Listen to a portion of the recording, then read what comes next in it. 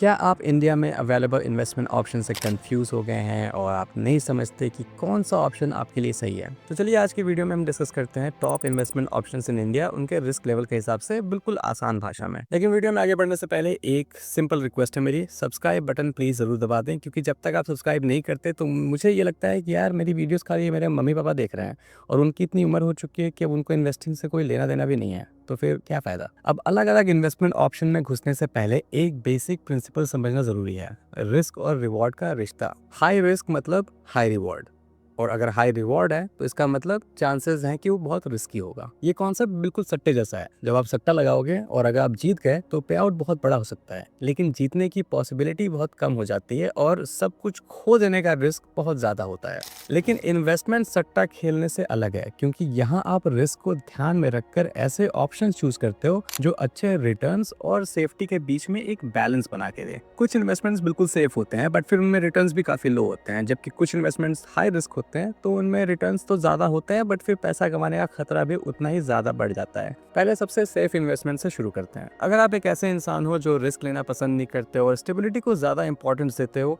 तो कुछ investment options ऐसे हैं जो आपके पैसे को सेफ रखते हैं और समय के साथ ठीक ठाक रिटर्न्स भी दे सकते हैं। और सबसे पॉपुलर और कंजर्वेटिव ऑप्शन होता है यहाँ पे हमारा एफडी और आरडी। एफडी मतलब फिक्स डिपॉजिट और आरडी मतलब सेम चीज बट रिकरिंग डिपॉजिट। अगर आप उन लोगों में से हो जो सोचते हैं कि एफडी जो है वो बहुत ही सेफ और गारंटीड तरीका है इनकम जनरेट करने का, तो आप गलत नहीं है, बट ये है कि इनकम उतनी खास नहीं मिलेगी।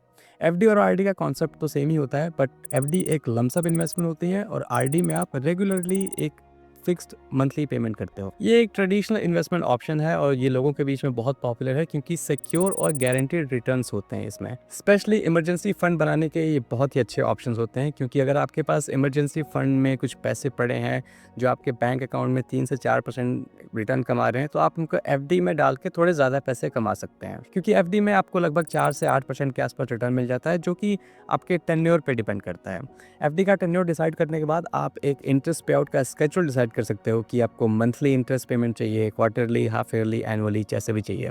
और अगर आपको इंटरेस्ट पेमेंट नहीं चाहिए, आपको उसकी ज़रूरत नहीं है, तो आप उसमें एक री इन्वेस्टमेंट का ऑप्शन चूज़ कर सकते हो, ताकि आपका इंटरेस्ट आपको पे आउट ना हो, वो वापस से री इन्वेस्ट हो जाए। तो उससे फ़ायदा ये होता है कि ओवरऑल आपको मैच्योरिटी के बाद काफ़ी अच्छी ग्रोथ देखने को मिल जाती है आपकी एफडी में। फिर नेक्स्ट है हमारा पीपीएफ। ये एक लॉन्ग टर्म इन्वेस्टमेंट स्कीम है जो इंडियन गवर्नमेंट रेगुलेट करती है, तो इसकी वजह से ये काफ़ी पॉपुलर है और बहुत सेफ भी होती है। इसका इंटरेस्ट रेट फिक्स नहीं होता। आज के टाइम पे ये 7.1% है और ये 7-8 के बीच में ही है, बट ये चेंज हो सकता है कभी भी। अदर ऑप्शंस के कंपैरिजन में रिटर्न्स इसके कम है, लेकिन ये गारंटीड रिटर्न्स हैं। इसका मतलब जो लोग सिक्योरिटी चाहते हैं उनके लिए बहुत ही अच्छा ऑप्शन है। पीपीएफ का एक बड़ा एडवांटेज होता है टैक्स बेनिफिट का। तो जो भी आप इसमें पैसे इन्वेस्ट करते हो वो आप एटीसी के अंडर में टैक्स डिडक्शंस पर दिखा सकते हो, बट एटीसी की एक लिमिट होती है जो 1.5 लाख होती है। तो टैक्स सेविंग की वजह से भी ये एक अच्छा और अट्रैक्टिव ऑप्शन हो सकता है, क्योंकि ये सेफ भी है और टैक्स बेनिफिट भी प्रोवाइड करता है। लेकिन इसका एक ड्रॉबैक है, इसका 15 साल का लॉक इन पीरियड होता है, मतलब मैच्योरिटी से पहले आप पैसा विड्रॉ नहीं कर सकते।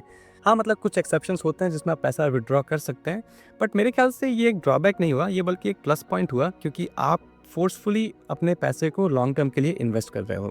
प्रॉब्लम बस यहाँ पे ये है कि ये 7.1% का इसका इंटरेस्ट है आज के टाइम पे, जो कि बहुत अच्छा नहीं है, बेयरली इन्फ्लेशन को बीट कर रहा है या फिर कम्पीट कर रहा है। तो जो लोग मार्केट की फ्लक्चुएशन की टेंशन नहीं लेना चाहते वो पीपीएफ में अपना लॉन्ग टर्म के लिए पैसा इन्वेस्ट कर सकते हैं। नेक्स्ट ऑप्शन है हमारा एम्प्लॉयज़ प्रोविडेंट फंड और ईपीएफ। सैलरीड एम्प्लॉयज़ के लिए ये एक बहुत अच्छा और सेफ इन्वेस्टमेंट ऑप्शन होता है। एम्प्लॉयज़ प्रोविडेंट फंड में क्या होता है कि आप अगर एक किसी कंपनी में काम करते हो तो आपके सैलरी का एक हिस्सा 12% वो ऑटोमेटिकली आपके सैलरी से डिडक्ट होकर आपके ईपीएफ अकाउंट में कंट्रीब्यूट जाता है, और आपका एम्प्लॉयर भी सेम अमाउंट कंट्रीब्यूट करता है अपनी तरफ से। ईपीएफ का इंटरेस्ट रेट होता है 8.5%, और रिटायरमेंट के टाइम पे आपको एक लमसम अमाउंट मिलता है जो आपकी फाइनेंशियल सिक्योरिटी आपको प्रोवाइड करता है। और क्योंकि कॉन्ट्रीब्यूशन ऑटोमेटिक होते हैं, आपको हर महीने सेविंग की टेंशन लेने की ज़रूरत नहीं होती। लेकिन याद रखें, सिर्फ ईपीएफ कंट्रीब्यूशन पे डिपेंड होना शायद काफ़ी नहीं होगा, क्योंकि ये इसका इंटरेस्ट रेट भी 8.5% ही है, और सेविंग और इन्वेस्टमेंट करना ज़रूरी हो सकता है क्योंकि कंट्रीब्यूशन बहुत ज़्यादा बड़े नहीं होते ईपीएफ के। फिर हमारा एक और लो रिस्क इन्वेस्टमेंट ऑप्शन है गवर्नमेंट बॉन्ड्स। जब आप एक गवर्नमेंट बॉन्ड में इन्वेस्ट करते हो तो आप असल में सरकार को पैसे उधार देते हो, मतलब आप गवर्नमेंट को लोन दे रहे हो और फिर गवर्नमेंट आपको इंटरेस्ट के साथ पैसे वापस करती है। क्योंकि ये बॉन्ड सेंट्रल या स्टेट गवर्नमेंट रेगुलेट करती है या फिर वो प्रोवाइड करते हैं, ये बहुत ही सेफ होते हैं। गवर्नमेंट बॉन्ड्स फिक्स और फ्लोटिंग दोनों टाइप के रिटर्न्स इसमें होते हैं, जो जनरली 7% के आसपास ही होते हैं। फ्लोटिंग रेट बॉन्ड्स में इंटरेस्ट रेट फिक्स नहीं होते, वो इकोनॉमिक कंडीशन के हिसाब से वो चेंज होते रहते हैं, लेकिन फिर भी ये हाई रिस्क इन्वेस्टमेंट के कंपैरिजन में काफ़ी सेफ होते हैं। बट फिर बात वही आ जाती है, 7% के आसपास रिटर्न होता है, जो बेयरली इन्फ्लेशन को बीट या इन्फ्लेशन से कम्पीट कर रहा होता है। कॉर्पोरेट बॉन्ड्स भी गवर्नमेंट बॉन्ड जैसे ही होते हैं, लेकिन यहाँ पे आप अपना पैसा प्राइवेट कंपनीज को उधार देते हो, और प्राइवेट कंपनीज ये बॉन्ड इशू करती हैं क्योंकि उन्हें फंड रेज करने होते हैं अपने कंपनी में इन्वेस्ट करने के लिए, और फिर ये इन्वेस्टर्स को पे आउट करती हैं इंटरेस्ट के साथ। कॉर्पोरेट बॉन्ड्स ज़्यादा रिस्की हो सकते हैं क्योंकि अगर कंपनी फाइनेंशियल क्राइसिस में चली गई तो, या फिर बैंकरप्ट हो गई, तो इन्वेस्टर्स को पैसा वापस करने के लिए उनके पास खुद पैसे नहीं बचेंगे। लेकिन अच्छे रेटिंग वाले कॉर्पोरेट बॉन्ड्स होते हैं, जैसे कि AAA रेटेड कॉर्पोरेट बॉन्ड्स होते हैं, जो थोड़े सेफ होते हैं, और ये FD या गवर्नमेंट बॉन्ड से ज्यादा रिटर्न्स दे सकते हैं। रिस्क को कम करने के लिए आप कॉर्पोरेट बॉन्ड फंड्स या डेट म्यूचुअल फंड्स प्रेफर कर सकते हैं, जो आपके इन्वेस्टमेंट को मल्टीपल कंपनीज में डाइवर्सिफाई करते हैं। अब डेट फंड्स की बात छेड़ी दी है तो उन्हें भी डिस्कस कर लेते हैं। अगर आप स्टॉक से सेफ ऑल्टरनेटिव ढूंढ रहे हैं और फिक्स डिपॉजिट से बेटर रिटर्न चाहते हैं, तो आप डेट म्यूचुअल फंड्स को एक अच्छा ऑप्शन मान सकते हैं। ये फंड्स गवर्नमेंट और कॉर्पोरेट बॉन्ड्स में इन्वेस्ट करते हैं, जो स्टेबल और लो रिस्क रिटर्न्स देते हैं। डेट म्यूचुअल फंड का एक फायदा है कि ये आफ्टर टैक्स FD से बेटर रिटर्न देते हैं, स्पेशली अगर आप 3 साल या उससे ज्यादा टाइम तक इन्वेस्टेड रहते हो। प्लस इसमें रिस्क भी काफी कम होता है। इसका एक और बेनिफिट होता है लिक्विडिटी, मतलब आप चाहें तो जब मन तब पैसे विड्रॉ कर सकते हैं, जो EPF या PPF जैसे इन्वेस्टमेंट्स में पॉसिबल नहीं होता। तो लिक्विड डेट फंड्स काफी यूजफुल टाइप के डेट फंड्स होते हैं, जो शॉर्ट टर्म बॉन्ड्स में इन्वेस्ट करते हैं। अगर आपके सेविंग्स अकाउंट में इमरजेंसी फंड पड़े हैं जो 3 से 4% के आसपास इंटरेस्ट कमा रहे हैं, तो आप इसे लिक्विड डेट फंड में भी डाल सकते हैं, और इसमें अराउंड 6% तक आपको रिटर्न्स मिल जाते हैं। आपका पैसा बिल्कुल लिक्विड होता है, आप कभी भी उसको जब भी चाहे आप इमरजेंसी में इजीली एक्सेस कर सकते हैं। अब थोड़ा रिस्क बढ़ाते हैं और चलते हैं नेक्स्ट ऑप्शन पे, जो कि है रियल एस्टेट। रियल एस्टेट को अक्सर एक अल्टीमेट इन्वेस्टमेंट व्हीकल माना जाता है, क्योंकि लोगों का ऐसा मानना है कि प्रॉपर्टी में पैसा लगाना एक गारंटीड तरीका है अमीर बनने का। लॉन्ग टर्म में इंडियन रियल एस्टेट मार्केट में हर साल लगभग 8 से 10% के आसपास अप्रिसिएशन होता है, जो कि लोकेशन टू लोकेशन डिपेंड करता है, क्योंकि मुंबई और बैंगलोर जैसे जो सिटीज़ हैं उसमें डिमांड ज़्यादा होती है, तो वहाँ पे ग्रोथ थोड़ी तेज हो सकती है, लेकिन छोटे शहर में वो स्पीड इतनी तेज़ी से मेंटेन नहीं रहती। लेकिन रियल एस्टेट एक स्ट्रॉन्ग लॉन्ग टर्म इन्वेस्टमेंट बनी रहती है, क्योंकि शॉर्ट टर्म के फ्लक्चुएशन के बावजूद प्रॉपर्टी के वैल्यूज जो है वो लॉन्ग टाइम में बढ़ते ही हैं। ये बिल्कुल रिस्क फ्री इन्वेस्टमेंट तो बिल्कुल भी नहीं है, क्योंकि शॉर्ट टर्म में काफ़ी मार्केट फ्लक्चुएट होता है रियल एस्टेट का भी, लेकिन हाँ, लॉन्ग टर्म में आप इसको एक स्टेबल ऑप्शन मान सकते हैं। इसका सबसे बड़ा चैलेंज होता है हाई एंट्री कॉस्ट। स्टॉक्स या म्यूचुअल फंड्स के मुकाबले प्रॉपर्टी में इन्वेस्ट करने के लिए एक बड़ा कैपिटल लगता है, जो कि हर किसी के पास पॉसिबल नहीं होता। लेकिन अगर आपके पास फिजिकल प्रॉपर्टी में इन्वेस्ट करने के पैसे नहीं हैं, तब आप रियल एस्टेट इन्वेस्टमेंट ट्रस्ट के थ्रू रियल एस्टेट में इन्वेस्ट कर सकते हो। रियल एस्टेट इन्वेस्टमेंट ट्रस्ट मतलब रीट्स, ये एक फंड्स के जैसे होते हैं, जैसे आपका म्यूचुअल फंड होता है वैसे ही ये भी काम करते हैं। इसमें इन्वेस्टर्स अपना पैसा मिलाकर अलग अलग रियल एस्टेट प्रोजेक्ट्स में इन्वेस्ट करते हैं। रीट कंपनीज जो होती हैं वो हाई वैल्यू प्रॉपर्टीज और मॉर्गेजेस के पोर्टफोलियो को मैनेज करती हैं और प्रॉपर्टीज को लीज पे रेंट आउट करती हैं। तो जो रेंट का पैसा ये कमाती हैं वो रेंटल इनकम शेयर होल्डर्स को डिविडेंड के रूप में बांट दी जाती हैं। तो बेसिकली रियल एस्टेट इन्वेस्टमेंट में दो तरीके से आप वेल्थ ग्रो कर सकते हैं। एक तो होता है आपका कैपिटल अप्रिसिएशन, जहाँ पे प्रॉपर्टी की वैल्यू बढ़ती है, और दूसरा होता है आपका रेंटल यील्ड, जो एक सिक्योर और स्टेबल इनकम प्रोवाइड करता है आपको। जब बात इन्वेस्टमेंट की आती है तो एक एसेट है जो इंडियन कल्चर का हिस्सा रहा है, और इसे मैं इस वीडियो में डालना ऑलमोस्ट भूल ही गया था, और वो है सोना। इसकी इंपॉर्टेंस बताने की कोई ज़रूरत है नहीं। इंडियन हाउस होल्ड, खास करके जो इंडियन औरतें हैं, उनके पास दुनिया के टॉप 5 देशों से भी ज़्यादा सोना है। गोल्ड को हमेशा से इन्फ्लेशन के अगेंस्ट एक हेज या एक कवच जैसा माना गया है, और लॉन्ग टर्म पे इसका compound annual growth rate around 12% के आसपास रहा है। लेकिन गोल्ड में इन्वेस्ट करना जितना आसान लगता है, खैर आसान तो होता है, लेकिन इसमें काफ़ी सारे हिडन कॉस्ट भी होते हैं।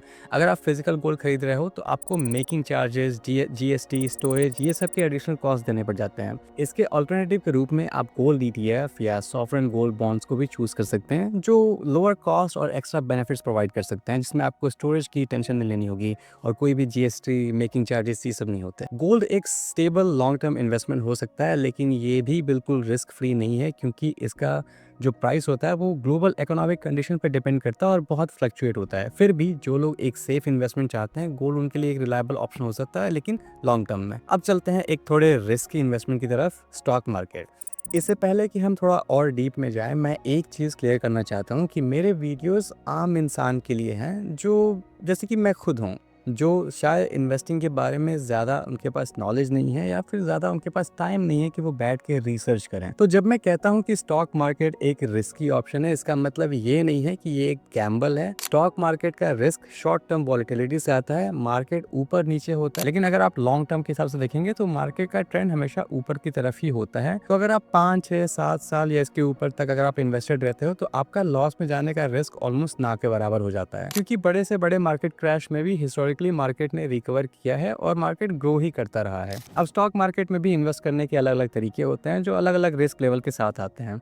तो सबसे पहले स्टार्ट करते हैं लार्ज कैप फंड के साथ।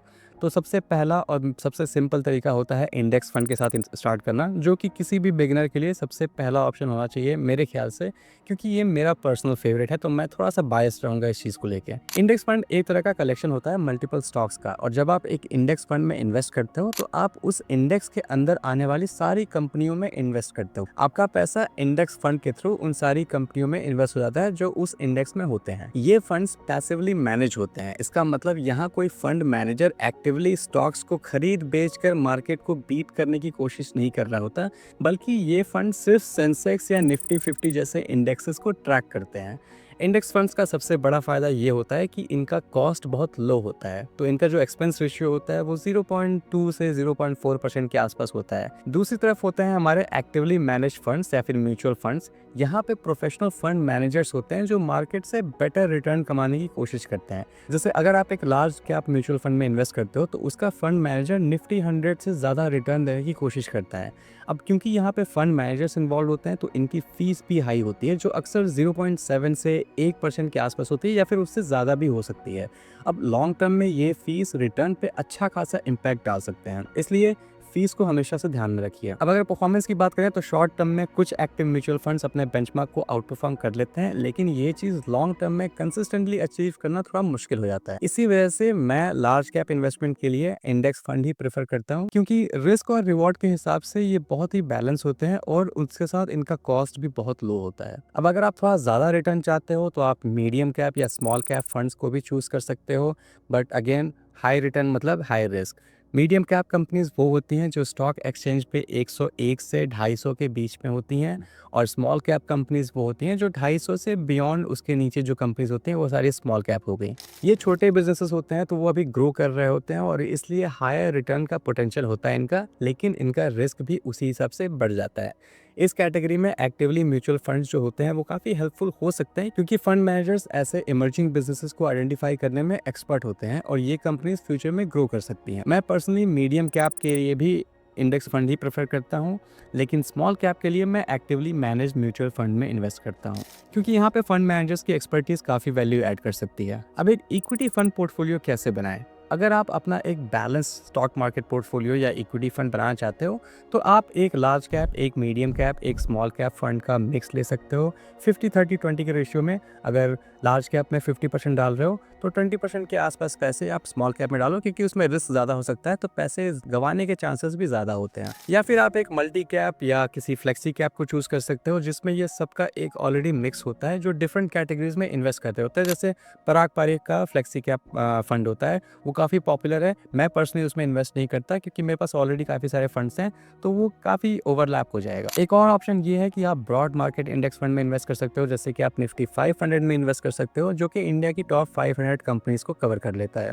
तो एक फंड से आप ऑलमोस्ट सारी कंपनीज में इन्वेस्ट कर रहे हो। अगर आपको सही म्यूचुअल फंड चूज करने में हेल्प चाहिए तो मैं रेकमेंड करूंगा कि आप यूट्यूब पे योर एवरीडे गाइड को देखें। उनका एक प्लेलिस्ट है जिसमें उन्होंने काफ़ी सारे म्यूचुअल फंड्स को कंपेयर किया है, उनके परफॉर्मेंस और उनके रिस्क रेशियोज या फिर जो भी की रेशियोज होते हैं उससे कंपेयर करके।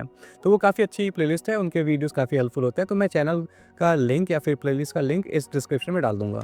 अब जो लोग ज़्यादा रिस्क लेने को तैयार हैं उनके लिए इंडिविजुअल स्टॉक्स में इन्वेस्ट करना भी एक ऑप्शन हो सकता है, लेकिन इसके लिए नॉलेज और रिसर्च की ज़रूरत होती है। अच्छे स्टॉक्स को चुनना प्रॉफिटेबल हो सकता है, लेकिन गलत कंपनीज में इन्वेस्ट करना अच्छा खासा लॉस भी करा सकता है। अब मैं ये नहीं कहता कि इंडिविजुअल स्टॉक में इन्वेस्ट करना गलत है या फिर ये कोई बुरी चीज़ है, लेकिन आप बस एक ये चीज़ याद रखना है, जब भी आपको लगे कि आप स्टॉक मार्केट समझ चुके हो और आप कंपनीज को उनके फाइनेंशियल हेल्थ, फंडामेंटल्स और प्रॉफिटेबिलिटी के बेसिस पे आइडेंटिफाई कर सकते हो या या उनके पोटेंशियल को समझ सकते हो, तो आप बस एक चीज़ याद रखना, कुछ ऐसे लोग होते हैं जिनका ये फुल टाइम जॉब होता है, जिनके पास महंगी डिग्रीज होती हैं और वो लाखों कमाते हैं और कुछ तो करोड़ों भी कमाते हैं, और उनका ये जॉब होता है कि वो अच्छे स्टॉक्स को पिक कर सकें, और फिर भी वो अपने बेंचमार्क को कंसिस्टेंटली बीट नहीं कर पाते। तो मोरल ऑफ द स्टोरी ये है कि अगर आपके पास अपनी पोर्टफोलियो को डाइवर्सिफाई करने के तरीके हैं और ऐसे लोग हैं जिनके पास सही एजुकेशन है और एक्सपीरियंस है जो आपके लिए ये चीज़ कर रहे हैं, तो आपको ये सब ड्रामा और ये सब रिस्क उठाने की कोई ज़रूरत नहीं है। समझ रहे हो? मैंने पर्सनली इंडिविजुअल स्टॉक्स में इन्वेस्ट किया है, लेकिन मैंने सिर्फ अमेरिकन कंपनीज में इन्वेस्ट किया है क्योंकि मैं कनाडा में रहता हूँ, तो मैं यूएस मार्केट को बहुत ही क्लोजली फॉलो करता हूँ। और मेरा इन्वेस्टमेंट भी अमेजॉन, एप्पल और गूगल जैसी कंपनीज में है जो पहले से ही बहुत बड़ी कंपनी है। मैंने कुछ खास नहीं किया था, बस ये कंपनीज के शेयर प्राइस बहुत गिरे हुए थे क्योंकि इन पे लॉ सूट्स चल रहे थे और मार्केट का रिएक्शन चल रहा था। तो उस टाइम पे मैंने सोचा कि ये बहुत ही अंडर वैल्यूड है, तो मैंने उसका फ़ायदा उठा लिया है। मैं बिल्कुल भी एक्सपर्ट नहीं हूँ और ना ही मैं इंडिविजुअल स्टॉक्स में इन्वेस्ट करना चाहता हूँ। मैं उसको पूरा अवॉइड करता हूँ, स्पेशली इंडिया में, क्योंकि मुझे इंडियन स्टॉक मार्केट बिल्कुल समझ में नहीं आता। मुझे ऐसा लगता है कि इंडियन स्टॉक मार्केट काफ़ी स्पेकुलेटिव या मैनिपुलेटिव हो सकता है, और मैंने देखा है कि कंपनीज जिनके फंडामेंटल्स काफ़ी वीक होते हैं उनके शेयर प्राइस आसमान छू रहे होते हैं, और अच्छी कंपनी जिनका फंडामेंटल बहुत स्ट्रांग होता है वो उनके शेयर प्राइस काफ़ी स्ट्रगल कर रहे होते हैं। तो इसलिए मैं इतना समझता नहीं हूँ, मैं इंडेक्स फंड में डाल देता हूँ, वहाँ पे सब डाइवर्सिफाई हो जाता है। अब स्टॉक्स के आगे और भी ज़्यादा रिस्की इन्वेस्टमेंट ऑप्शंस होते हैं, जैसे कि स्टॉक ट्रेडिंग होती है, क्रिप्टो करेंसी होती है और स्टार्टअप इन्वेस्टिंग होती है। अब स्टॉक मार्केट का जो लॉस होता है वो टाइम के साथ रिकवर किया जा सकता है अगर आप इन्वेस्टेड हैं थोड़े लंबे समय के लिए और डाइवर्सिफाइड हैं, लेकिन ये जो हाई रिस्क इन्वेस्टमेंट होते हैं वो आपका कंप्लीट कैपिटल लॉस करा सकते हैं। अब मैंने पहले ही कहा था कि मैं वीडियोस बना रहा हूँ एक जनरल ऑडियंस के लिए जो मेरे जैसी है, जिनको ज़्यादा नॉलेज नहीं है या फिर ज़्यादा टाइम नहीं है, तो उनके लिए ये सारे इन्वेस्टमेंट ऑप्शन कोई सेंस नहीं पाते। स्टॉक ट्रेडिंग की बात करें तो इसमें काफ़ी सारा नॉलेज और टाइम की ज़रूरत होती है, जिसमें टेक्निकल एनालिसिस और शॉर्ट टर्म प्राइस प्रेडिक्शन वगैरह करने होते हैं, जो कि फिजिबल नहीं होता, मार्केट को कोई प्रेडिक्ट नहीं कर सकता। और क्रिप्टो में मेरी ओपिनियन ये होती है कि ये बस एक हाइप है, ये कोई रियल वैल्यू बना के नहीं देता, चाहे ये जितना भी ऊपर गया हो या फिर नीचे आया हो। मैं इसको कोई रियल प्रोडक्ट नहीं मानता या फिर कोई इसको रियल वैल्यू नहीं मानता। हो सकता है फ्यूचर में मैं बिटकॉइन में इन्वेस्ट करूं जब ये कोई वाइडली एक्सेप्टेबल कोई करेंसी बन जाए या फिर कोई प्रोडक्ट बन जाए, लेकिन अभी के लिए मैं इसमें इन्वेस्ट नहीं करता और शायद आगे भी नहीं करूँगा। देखते हैं कब तक। फिलहाल क्रिप्टो करेंसी के प्राइसेस इंक्लूडिंग बिटकॉइन ये बस स्पेकुलेशन पे ऊपर नीचे होते हैं, और मुझे लगता है कि ये सिर्फ इन लोगों को फ़ायदा देते हैं जो ये स्पेकुलेशन क्रिएट करते हैं, जैसे बड़े-बड़े बिजनेसमैन हो गए या फिर पॉलिटिशियंस हो गए। अगर आप क्रिप्टो में इन्वेस्ट करते हैं तो मुझे कोई शिकायत नहीं है, लेकिन ये मेरा मानना है कि मैं वहाँ पैसे नहीं डालता जो चीज़ मुझे समझ में नहीं आती।